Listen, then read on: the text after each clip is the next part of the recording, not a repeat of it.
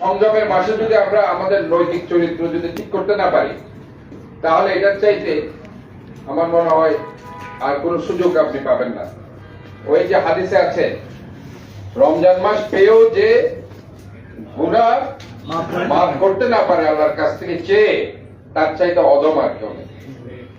কাজে this is the right time আপনাদের এখানে সওয়াব কামানো।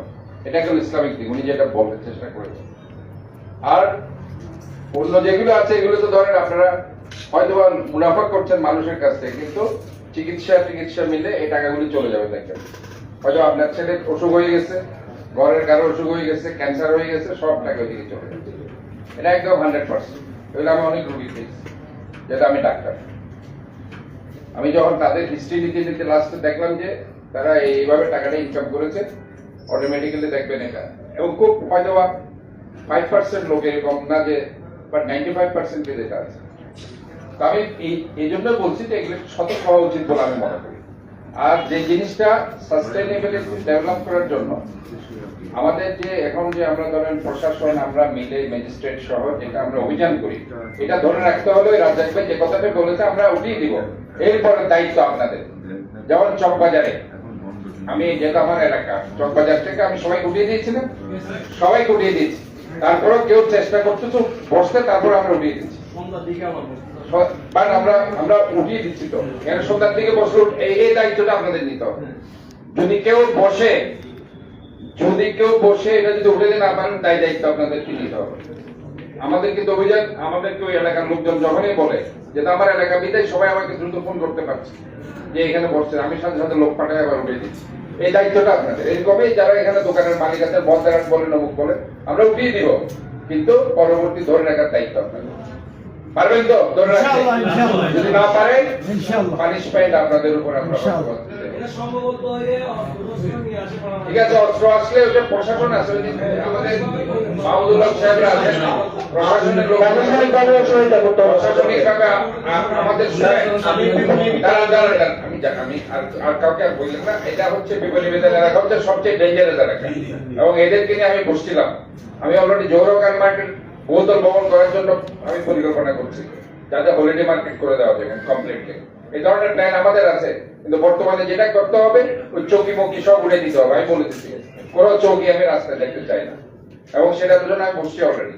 বাট আমরা উঠানোর পরে এটা ধরে রাখার দায়িত্ব আপনাদের। প্রয়োজন এখানে যে শ্রমিক নেতাগুলো আছে সবার সাথে একটু কথা বলে না, কথা বলে তাদেরকে বলবেন যে তোমরা ভাই এইভাবে করবে না, রাত্রে দরকার হলে একটা সময় আমরা তোমাদেরকে সুযোগ দিব।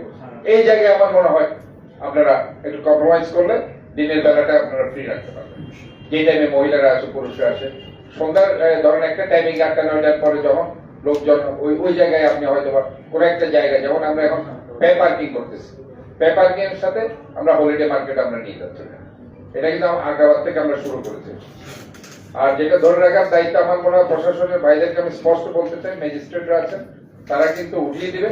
প্রশাসন সব থানা সেখানে দায়িত্ব নেবে, যাতে করে আর কেউ না বসে। আমি মেডিকেল কলেজকে বলে দিয়েছি, মেডিকেল কলেজ ওই দিন গিয়েছি, মেডিকেল কলেজের আশেপাশের ফুটপাতে আমি প্রিন্সিপাল এবং ডাইরেক্টরকে বলে দিয়েছি একটা তাদেরকে আপনার নোটিশ দেওয়ার জন্য। আমি মেডিকেল থেকে শুরু করব। মেডিকেলের আশেপাশে যেহেতু রোগীরা সবসময় যায়, আমি নিজে থাকবো এই অভিযান। এবং আমি তাদেরকে একটা সুযোগ দিয়েছি, 10-15 দিন সুযোগ দিচ্ছি, এবং তারা আমার কাছে অ্যাপিল করেছে এই রমজান পর্যন্ত। হয়তোবা পুরো রমজান মাসটা আমি তাদেরকে সুযোগ দিতে পারি, এরপরে রমজানের পর থেকে উচ্ছেদ অভিযান শুরু হয়ে যাবে। যেটা একটা মানবিক ব্যাপার কাজ করছে এখানে রোজার মাসটা, হয়তোবা তাদের পরিবার পরিজন নিয়ে।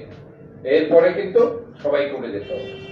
আমরা এইভাবে একটা জায়গা আমরা হাত দিব, এবং এইভাবে কিন্তু এটা কোনো বিকল্প কোনো কিছু নেই যে এটা না করি, এটাই করতে হবে। তো আপনাদের সবাইকে ধন্যবাদ জানাচ্ছি। দ্রব্যমূল্য সহনীয় করতে আমরা যানজট তো এটাই, এগুলি মিলেই তো যানজট। যখনই তুমি বাইরে গাড়ি ঘোড়া নিয়ে বসে যাওয়া, যানজট তো হবে। আর যানজট নিয়ে ট্রাফিক সিস্টেমের না, ট্রাফিকের আলাদা অফিসার আছে। ট্রাফিকের জন্য যেটা করতে হবে, স্মার্ট ওই যে ট্রাফিক সিস্টেমটা আমরা চালু করতেছি, এটা শর্ট টাইম। তারপরে যেটা গাড়ি সঠিক জায়গায় যাত্রী ছাউনির বাইরে দাঁড়ায় যানজট হবে, ওই জায়গায় গিয়ে আমি ট্রাফিক বিভাগকে কিছু আইন তারা যাতে ইমপ্লিমেন্ট করে এটার উপর। কারণ ওই জায়গায় যানজট বন্ধ হয়ে যাবে যদি সঠিক জায়গায় গাড়িগুলো থাকে।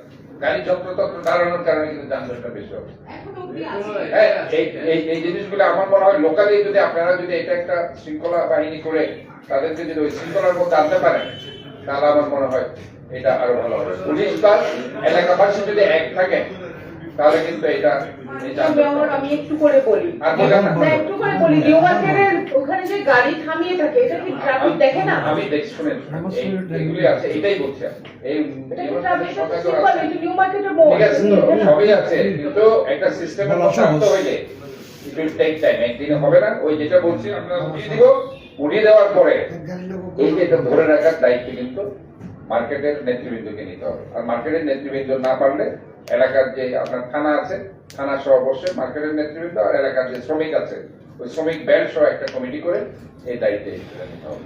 মাননীয় মেয়র মহোদয়, আমি একটু কথা বলতে চাই। আপনি বিপ্লব উদ্যানটাকে এখন আর বললেন না, এখন আপনি বিপ্লব উদ্যানটাকে সুন্দর করেছেন। আমার পাশের রোড থেকে আমি আশা রাখি আপনি একটু যাবেন, একটু ক্লিয়ার করে দিন। রাস্তা চিন্তা করেন না, রাস্তা আমাদের এখন কাজ হবে, শুধু রাস্তা দেখতেছেন না, রাস্তার কাজ শুরু হয়ে গেছে। আপনার বিপ্লব উদ্যানটা রাস্তার কাজ শুরু হয়ে গেছে, একটু ক্লিয়ার করে দিন। প্রত্যেকটা রাস্তা ধরা হবে, নালা নর্দমা আমি এখনো বলতেছি তো, মাইক লাগার পরিষ্কার সমস্ত পাইপ আমাদের লোকে ঢুকে দিচ্ছে, এখানে কেউ আর ঢুকে নেই, সমস্ত ওয়াশার পাইপ ঢুকে দিচ্ছে খালের ভিতরে, কোনো খাল পরিষ্কার করা যাচ্ছে না। এগুলি কারা করছে? আমরা করছি। ময়লা কে ফেলতেছি? আমরা ফেলতেছি। ময়লা আমরা ফেলতেছি, প্লাস্টিক পলিথিন সব আমরা ফেলতেছি। এত বড় বড় ডাস্টবিন, ডাস্টবিনও আছে, সবই আছে। ডাস্টবিন আছে, আমরা বলবো যে ডাস্টবিন আমরা সেটা দিব। ডাস্টবিন আছে, সবই আছে, ময়লা আমরা ফেলছি, প্লাস্টিক পলিথিন সব ফেলছি, আমরা ময়লা করছি, আমরা জলাবদ্ধতা করছি। এই জায়গায় গণসচেতনতা দরকার আছে। এটার জন্য আমার মনে হয় আপনারা যারা দোকান, যারা মালিক আছেন, যারা কর্মচারী আছেন, প্লাস এলাকাবাসী আছেন, প্রশাসন, সবাই মিলে গণসচেতনতা বৃদ্ধির জন্য আপনাদেরকে জোর দিতে হবে। আর আমরা কিন্তু মনিটরিং করবো প্রথম দিন থেকে। আমি যে কোনো বাজারে যাব, বাজারে গিয়ে আমার সাথে ম্যাজিস্ট্রেট সবাই থাকবে, যদি ওজনে কম দেওয়া হয় কিংবা উল্টাপাল্টা দাম বেশি দেওয়া হয়, পানিশমেন্টের আওতায় আসতে হবে। আমি কিন্তু যাবো, আমি বলে দিলাম। আমি সব জায়গায় এবার রোজা থেকে ঘুরতে থাকবো, যেভাবে এখন খালের জন্য ঘুরতেছি, এখন শুধু দ্রব্যমূল্যের জন্য প্রথম 8-10 দিন আমি যাবো বিভিন্ন জায়গায়। ধন্যবাদ সবাইকে এখানে আসার জন্য। আপনাদের জন্য লাঞ্চ আছে, আপনারা নামাজ পড়ে আমার এখানে আসতে পারেন। ধন্যবাদ।